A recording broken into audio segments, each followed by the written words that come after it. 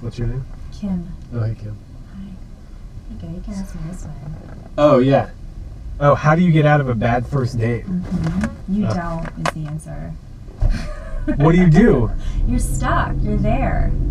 You have to see it through. You just, ask for the check at the closest possible moment. So what's your standard first date then? Or is there... You have a standard first date? My standard first date would always be like a drink. Right. Like you cannot commit to more than a half an hour of your time. Unless you're sure that you're going to want to hang out with that person. Well, what if it ends up being dinner or something?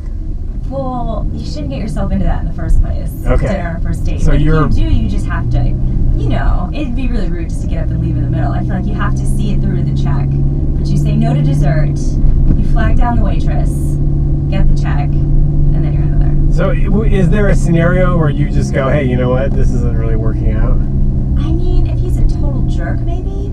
But if he's a nice guy, what if he's a nice guy? Isn't that even more acceptable to be like, hey, you're awesome, but I'm not into it? No, not really. You just stick it out? You just sort of stick it out and then don't return their phone calls. You don't return their phone calls?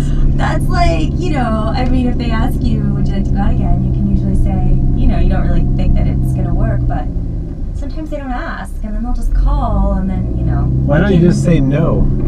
It's so hard to say no. I don't know why. I don't know what the issue is. Have you ever tried it? Yeah, I've done it from time to time in the past. Isn't it so much better, though? I feel better, but I don't know that they feel better. Who cares? I can't. Your job isn't to protect people's feelings. I know, but I feel so bad when I say no. But guess what? He already knows it's no when you don't answer his phone calls. But he doesn't have to, sit there and, watch me say no. Yeah, but then he just goes... Be cool about it. He just goes, that bitch didn't call me back.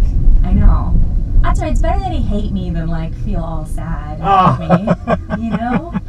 That's interesting. I actually just did that recently. I went on a date and we had a drink and then we left. We left the bar. I said, I'm gonna go home.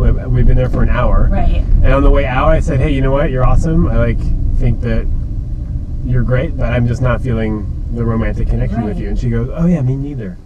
Oh, well, that's nice. And we just went, cool, have a great time, and then no phone number exchange or anything. So that was date number. That's the first. That was the first date. Yeah. So have you done it any other times? Have you ever made people cry? I've not made people cry. Usually on a first date, if they're crying, they're pretty crazy already. There's a problem. Yeah, totally. That's not gonna work. Huh.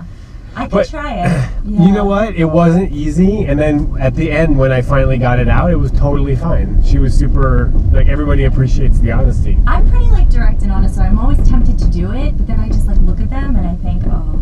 Well, I mean. Yeah, I chicken out. You are cute, so, Chicken out. Presumably they would be bummed. I don't know. Right? I don't know. Yeah. Give it a shot next time, see what happens. All right, I will.